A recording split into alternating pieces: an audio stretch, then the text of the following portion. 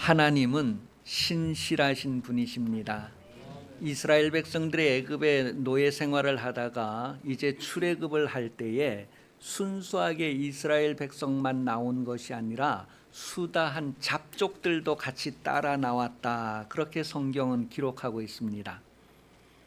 하나님이 신실하다고 했을 때에는 그 하나님과의 언약의 관계에서의 신실성을 얘기합니다. 하나님은 이스라엘 백성들에게도 신실하시고 그 당시 이스라엘 백성들을 따라서 함께 나왔던 여러 잡족들에게도 하나님은 신실하시고 오늘 저와 여러분에게도 하나님은 신실하신 분이시다. 그때 그 신실함은 하나님과의 언약의 관계에서 신실함이다라는 거예요. 그럼 하나님과의 언약의 관계 내용이 무엇일까? 그랬을 때에 예레미야 7장 23절에서 26절 내용을 보면 하나님의 말씀을 잘 듣고 지키면 나는 너희의 하나님이 되고 너희는 나의 백성이 된다. 그것이 바로 언약입니다.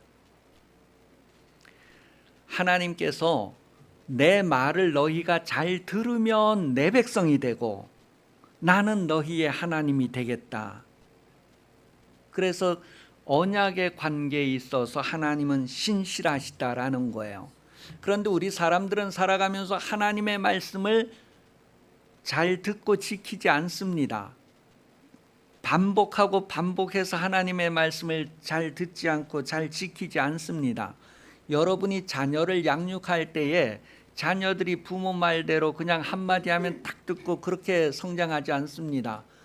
막 아무리 잔소리를 해도 안 듣고 그런 반복하는 일들이 참 많이 있어요. 그럴 때에도 부모는 자녀에게 향하여서 변하지 않습니다.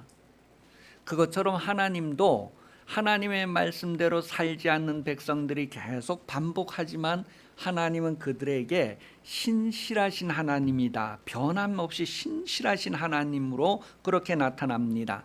사람들은 하나님께 대하여 신실함을 못 지키는데, 사람들은 하나님께 대하여서 신실하지 않는데 하나님은 그럴지라도 사람에게 대하여서 계속해서 신실하신 하나님이시다는 것을 성경을 통하여 우리에게 나타내 주고 있습니다. 2절에서도 애굽 땅에서 이스라엘 백성들이 올라올 때에 많은 족속이 따라왔다. 모든 족속 그렇게 표현을 하고 있어요.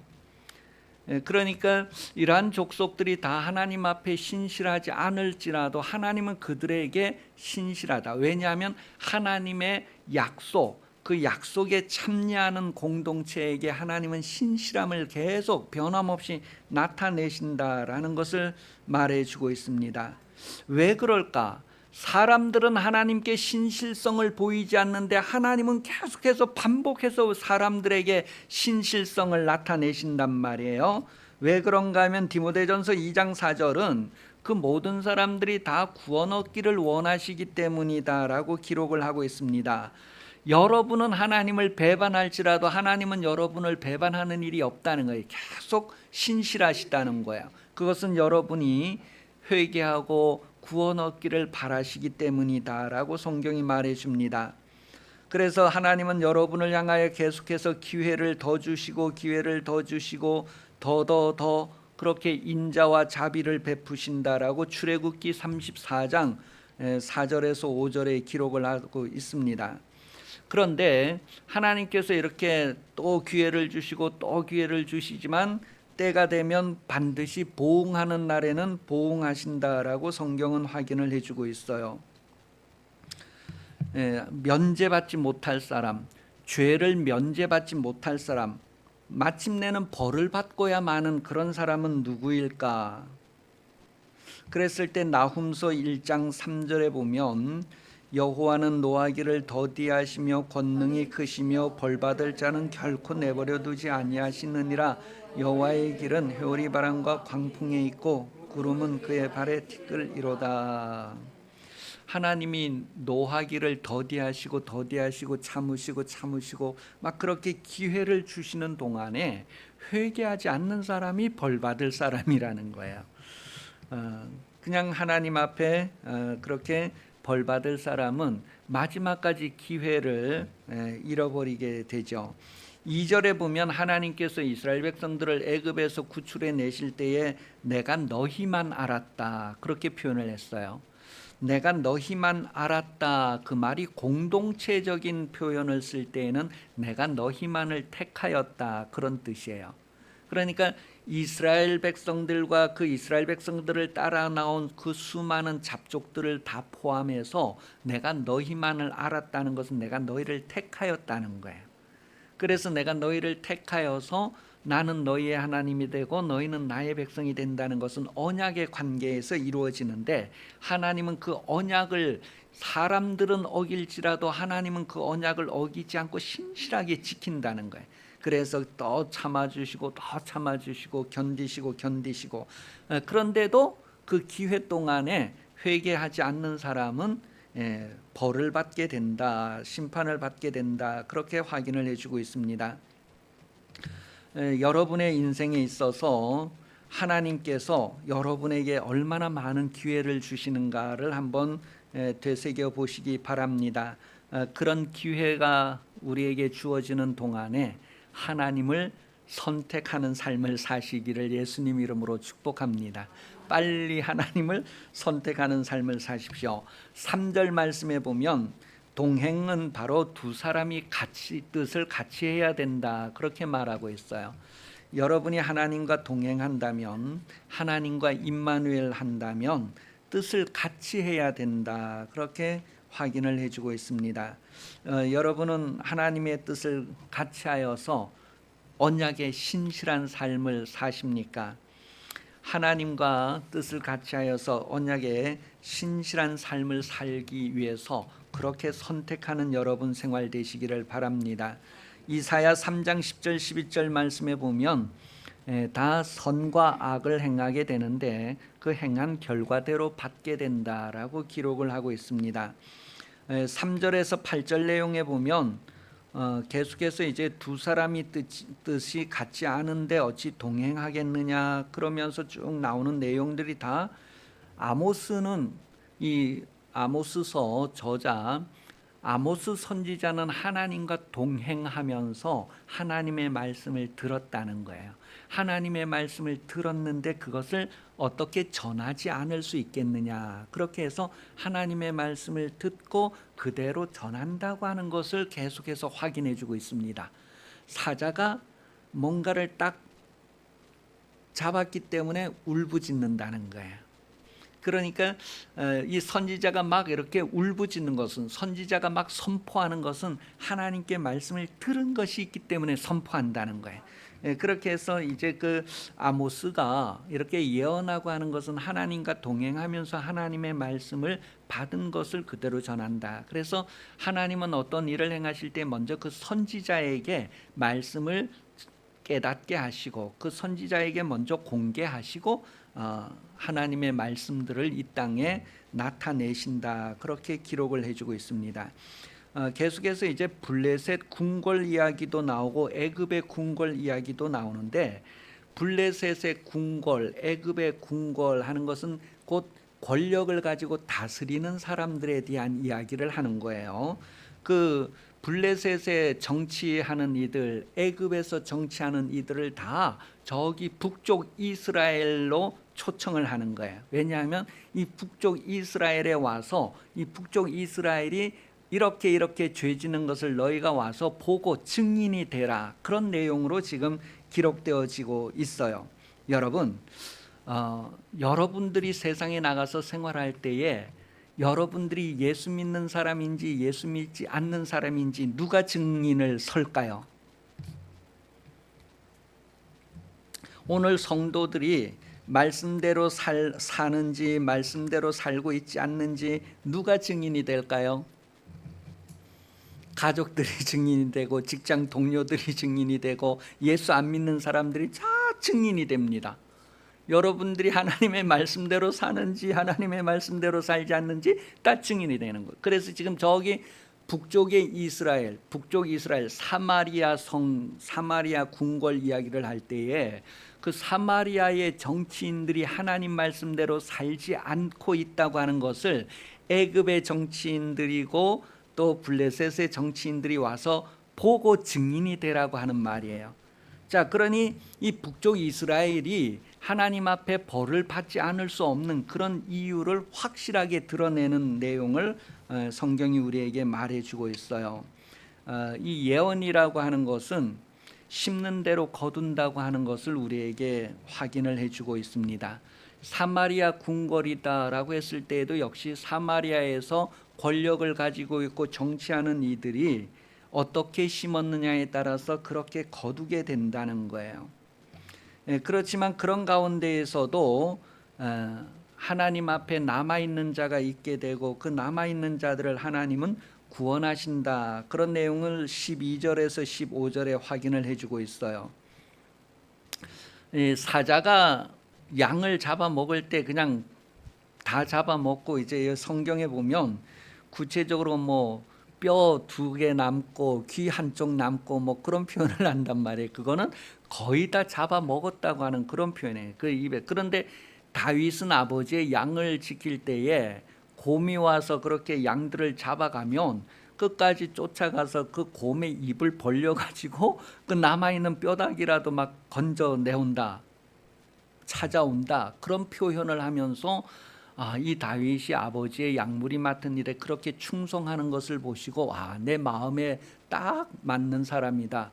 내 백성 이스라엘 백성 전체를 다윗에게 맡겨도 책임감 있게 아주 관리를 하겠구나. 그렇게 해서 다윗이 이스라엘의 왕으로 선택되는 이야기를 성경은 기록하고 있습니다.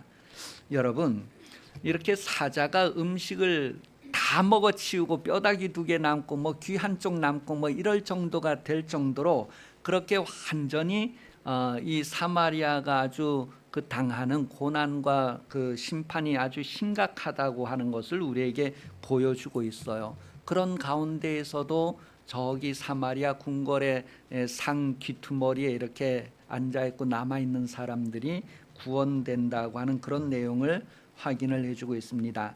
왜냐하면 하나님은 구원의 하나님, 하나님은 그 구원하신다는 것에 대해서 신실함을 지키기 때문에 그렇다는 거예요. 그런데 그 하나님의 구원에서 제외되고 벌을 받는 것은 하나님 앞에 기회가 있을 때에 회개하지 않은 결과다라는 것을 말해주고 있습니다. 하나님은 그렇게 일방적으로라도 계속해서 신실성을 지키시는 분이십니다. 사람은 신실하지 않아도 하나님은 신실하시다. 그래서 하나님의 신실하심이 우리에게 계속 나타나고 있는 동안에 우리가 회개할 수 있는 기회다라는 것을 알게 해주고 있습니다. 호세아서 11장 12절 말씀에 보면 에브라임은 거짓으로 이스라엘 족속은 속임수로 나를 애워싸고 유다는 하나님 곧 신실하고 거룩하신 자에 대하여 정함이 없도다. 하나님은 신실하시다는 거예요. 그런데 유다는 하나님께 대하여서 신실하지 못했다. 그것을 확인을 해주고 있어요. 하나님께 대하여 예수님은 육신으로 계실 때 신실했다라고 히브리서 3장 2절에 기록을 하고 있습니다. 성도도 예수님처럼 하나님께 대하여 신실해야 됩니다. 우리 옆 사람에게 하나님께 대하여 신실하십시다. 2번만 시작.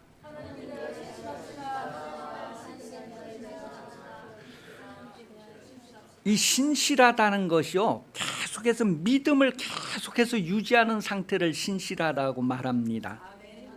그러니 여러분, 하나님께 대하여서 신실하다라고 했을 때 하나님께 대하여서 아멘이다, 그런 의미예요. 다시 말하면 하나님께 대하여서 약속을 그대로 지킨다라고 하는 뜻입니다. 그렇게 고린도 후서 1장 19절에 보면 예수님은 하나님께 대하여서 아멘하는 인생을 사셨다, 하나님께 대하여서 신실한 인생을 사셨다, 그런 표현을 하고 있습니다. 믿음이다라고 하는, 믿음이라고 하는 단어를 다르게 표현하면 신실, 그렇게 표현을 하는 거예요. 그렇게 해서 하나님께 대하여서 우리가 신실해야 된다.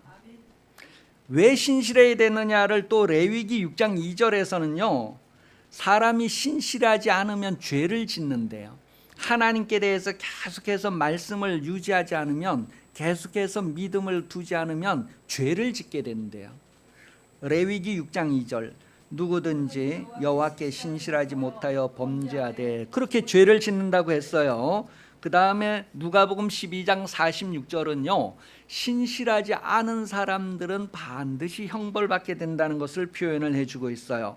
생각하지 않은 날 알지 못하는 시각에 그 종의 주인이 이르러 엄히 때리고 신실하지 아니하는 자의 받는 벌에 처하리니. 그러니 여러분, 예수 믿는다는 것은 하나님과의 언약 관계에 있어서 하나님이 우리에게 신실하신 것처럼 우리도 하나님에게 신실해야 된다는 거예요.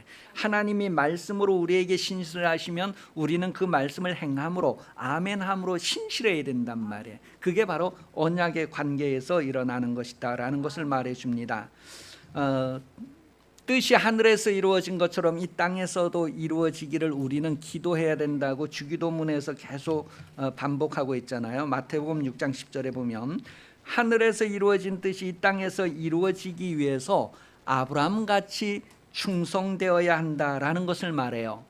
하나님께서 왜 많은 사람들 중에서 아브라함을 택하였느냐 하면, 아브라함은 그 마음에 충성되었다, 그 마음의 신실함을 보셨다는 것을 얘기해요. 충성, 신실, 그런 뜻이에요. 그렇게 해서 아브라함이 하나님의 말씀을 쫓아갔고, 하나님의 말씀이 100세가 됐는데도 그냥 하나님이 애 낳는다고 하면 그걸 그대로 믿었다니, 그게 신실입니다. 그게 충성이라는 거예요. 오늘 성도들도 하나님께 대하여 아브라함처럼 그렇게 충성됨, 신실함이 있어야 된다라는 것을 알게 해줍니다. 그러한 충성, 신실, 그것에 대하여서 예수님께서는 다른 단어로 표현할 때에 합당해야 된다, 그런 표현을 하고 있어요. 하나님께 대하여서 우리가 합당해야 된다, 그런 표현을 마태복음 10장 13절 같이 읽어보겠습니다. 예수님이 제자들을 두 명씩 보내면서 어느 집에 들어가든지 먼저 그 집에 들어가서 평안하기를 빌어라. 그런데 그 평안이 그 집에 합당하면 그 집에 이루어지고, 합당하지 않으면 그 평안이 너희에게로 되돌아온다 그랬어요. 그때 그 합당하다, 그 말의 뜻이 바로 신실하다 그런 뜻이에요. 충성된다 그런 뜻이에요. 아멘 그런 뜻이에요.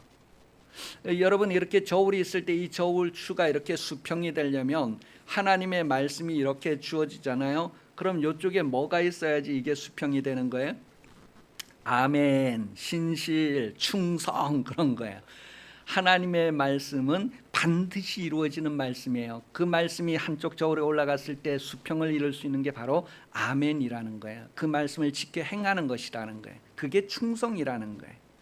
이 충성은 군대 용어로 목숨을 거는 거잖아요. 하나님의 말씀에 목숨을 거는 거예요. 그 말씀이 그대로 돼야 된다는 거예요. 그게 아멘이라는 거예요. 그래서 하나님과 언약의 관계에 있어서 이렇게 동행한다, 함께한다, 임마누엘 한다, 그게 이루어지게 되는 것이죠. 오늘 우리가 말씀이 어떤 집에 들어가든지 어떤 사람의 마음에 들어가든지 그 말씀을 받는 사람, 그 말씀을 받는 곳에서는 하나님께 합당해야 됩니다. 다시 말하면 그것을 그대로 받아들여서 이루어지게 해야 된다는, 그대로 아멘 순종하는 삶이 되어야 한다는 것을 말해주고 있습니다. 오늘 하나님께서 여러분에게 찾아오실 때에 여러분도 그분을 환영하고 아멘 하는 것이 바로 함께하는 것이고 동행하는 삶이다라는 것을 말해주고 있어요. 여러분 평생에 하나님과 동행하시다가 영원히 하나님과 함께하는 그런 복으로 이어지는 삶을 살 수 있기를 예수님 이름으로 축복합니다. 기도하겠습니다. 하나님 아버지, 우리가 이 세상 살면서 하나님을 알게 하시고 하나님을 아버지라고 부르게 해주신 것을 감사합니다. 아버지와 아들과의 관계에 대하여서 잘 알게 하시고 아버지를 기쁘시게 하는 자녀의 삶을 사는 인생이 되게 하시고, 이 세상이 끝날 때 영원한 아버지 집에 영접함을 받는 성도들이 다 되게 도와주시옵소서. 다시 오시는 예수 그리스도께서 은혜 베풀어 주시며 하나님 아버지 크신 사랑하심과 성령의 감화 감동 역사 인도 교제 보호하시는 은총이 주일 오후 예배 참석하여 머리 숙인 성도들 위해 영원히 함께 하시기를 간절히 축원하옵나이다. 아멘.